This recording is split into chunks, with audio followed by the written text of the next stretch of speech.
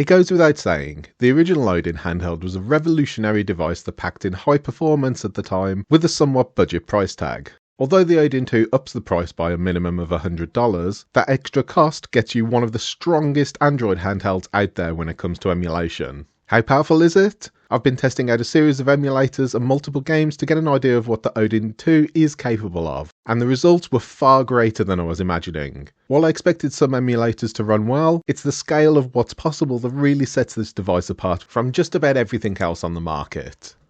I'm not going to go super in depth with the SNES stuff, because let's face it, just about every device can play SNES nowadays. So this won't come as a surprise to anyone, but performance is solid across the board. One thing I do need to note for those new to the scene, if you're getting 50 frames per second instead of 60, that's likely down to your region your ROM is from. NTSC ROMs run at 60 or 30 frames per second, while PAL ROMs run at 20 or 25. Overall, performance is solid, but what else is worth highlighting? I'd say the AYN Odin 6-inch IPS LCD touchscreen is perfect for playing these older games on. Pixels aren't quite as crisp when compared to some of the more high-end offerings, but as far as I'm concerned, everything still looks great in action. Just as with the SNES, the Genesis or Mega Drive also runs smoothly. What's especially great here is the Genesis wide GX core in RetroArch lets you fill the entire Odin 2 screen rather than being locked to a smaller 4:3 aspect ratio. This won't work for every game, mind you, but it works well enough for the games that it's worth mentioning. For me, being able to play old school retro games in full 16:9 widescreen really breathes new life into them. Pixel clarity is about the same as SNES as well, obviously. Not perfectly crisp, but crisp enough.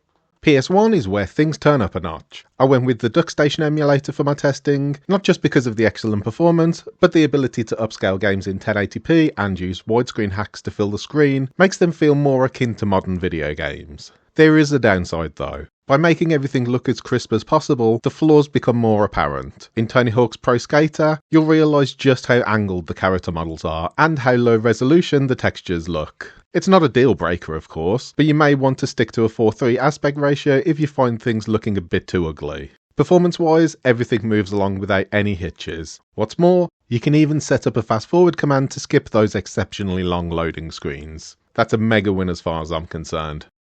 The first real test for any emulation device is N64. Back in the day when every device was using the RK3326 chipset, most struggled when it came to N64 performance. As the Odin 2 makes use of the super powerful Qualcomm Snapdragon 8 Gen 2 processor and comes with the choice of 8GB, 12GB or 16GB of RAM, the device is more than powerful to push N64 emulation to its limits with ease. Frame rates are consistent, as is the crispness. Widescreen may stretch some games that don't have support, but that's to be expected. Overall though, N64, once again, runs well.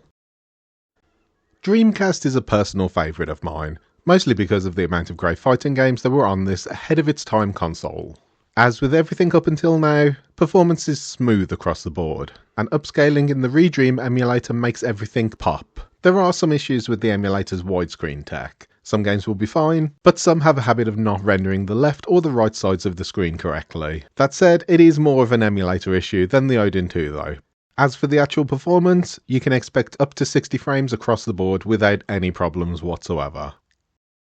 GameCube marks the big shift. When it comes to Dreamcast and below, there are several options out there. The Anbernic RG Arc-D, the RG35XX Plus, and a host of Retroid and PowKiddy devices all offer Dreamcast and below performance without any major concerns. How does GameCube fare on the AYN Odin 2? It works well, and works near flawlessly. The frame rate doesn't run into any issues, the upscaling has a solid foundation to work with, and the gyro function in the AYN Odin 2 works well if you want to use Dolphin to play Wii games. I'll be honest with you here, it's at this point I seriously started to wonder where the upper limit of the Snapdragon processor actually is. There's no denying it's a powerful chipset, but so far, everything I've been throwing at the device has been working without any problems. Granted, I can't test every single game out there, I like being able to sleep, you know, but even testing games that I've had problems with on other systems like the Steam Deck work without any problems. It's insane. PS2 is something more and more collectors are wanting to play on the go. It's a console that houses some of the most iconic games ever made. GTA, God of War, Silent Hill 2, Resident Evil 4, Beyond Good and Evil, Bully. I could go on, but the point I'm getting at here is there are simply too many games to mention that people still want to play today. Not just play, but play on modern hardware that makes those older games shine. Want to play Simpsons Hit and Run in a glorious 1080p at a solid 60 frames per second? The Odin 2 can do that without needing to even turn on its highest performance mode. The fan can barely be heard as well, that's how advanced this system is. As you can probably guess by now, I'm struggling to find an upper limit of what the device is capable of. So I decided to devise a test for the PSP Emulator. Although the Odin 2 can only output at up to 1080p, to get an idea of the device's power, I cranked up the rendering resolution to 10 times the original PSP, and the display resolution up to 4 times the PSP. In other words, that's the max settings for both. How did this hinder performance in God of War Ghosts of Sparta? Well, it didn't. The game still managed to run at a silky smooth 60 frames per second with minimal drops. If you have any ideas of a game I could throw at this to try and break it, please let me know in the comments below. Given everything I throw at the Odin 2 passes with flying colours, the 3DS is the point where I'd expect at least some semblance of a problem. That was the plan anyway. In reality, 3DS works well without any problems as well.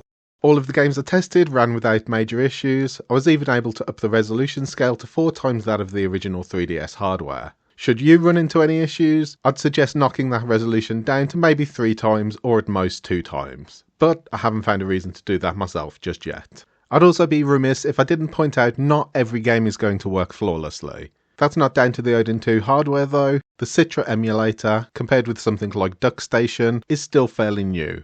What does work works wonderfully, but it's still new tech, so expect some emulator issues with some games eventually. Okay, this is the big one. Can the Odin 2 play Switch games? Originally, I'd have said no due to how bleeding edge the tech in Yuzu is. Given that the Steam Deck and ROG Ally have problems, I wasn't sure how a mobile phone level processor could handle the more high-end workload. When I say I was surprised by how well Switch games run on the Odin 2, I really mean it. I expected smaller games like Cuphead, Super Mario Wonder, and even New Super Mario Bros. To work well, and they did. But it's when I pushed the Odin 2 to its limits that the shocks really started to happen. Before we go on, if you do pick up an Odin 2, make sure you've got the latest turnip drivers installed via Yuzu, as that will increase performance and fix graphical issues by a lot. Moving on, Zelda Breath of the Wild runs about as well as it does on Switch on the Odin 2. What that looks like in action is a frame rate of 30 that constantly dips below and above. It's the same for Zelda Tears of the Kingdom, although I found that slightly more unruly than Breath of the Wild. Neither game runs perfectly, admittedly, but for an Android system running on a mobile processor, the fact they're this playable speaks volume to just how good the tech inside the Odin 2 is. Then there's things like Super Mario Odyssey and Pokemon Legends Arceus. Normally when I test these games on handhelds, they either run poorly or at around 20 frames per second, or some of them even have really bad graphical issues. Once I had the latest turnip drivers installed, all the black on-screen artifacts, poor performance and unloaded textures vanished, and they were completely playable once again. That's not bad, is it? I know, you can probably guess what I'm going to say. I am genuinely shocked by how powerful the Odin 2 is. I knew the new Snapdragon processor and the larger RAM would make a massive difference over the original Odin handheld, but the difference here borders on witchcraft. I did not expect Tears of the Kingdom to load, let alone play it. I totally expected the processor to slay things like SNES, Dreamcast and PS2, but I didn't expect it to be able to play such a large chunk of my Switch library. The only time I'd say I ran into actual game-breaking problems is with games that aren't yet compatible with the Android version of Yuzu. But, again, that's an emulator drawback, not a hardware problem. For example, Marvel Ultimate Alliance 3 works on desktop Yuzu, but it constantly crashes on the Android version. In the Odin 2's defense, one game failing out of 13 Switch titles I tested is a pretty good result. I'm sure there are more imperfections out there. As I said before, I can't test every single game ever made, but of the ones I tested, I think it's safe to say that AYN Odin 2 is currently the best Android device when it comes to emulation. If you enjoyed this video, feel free to give it a like, and if you'd like to subscribe, that would be awesome. Until next time, see ya!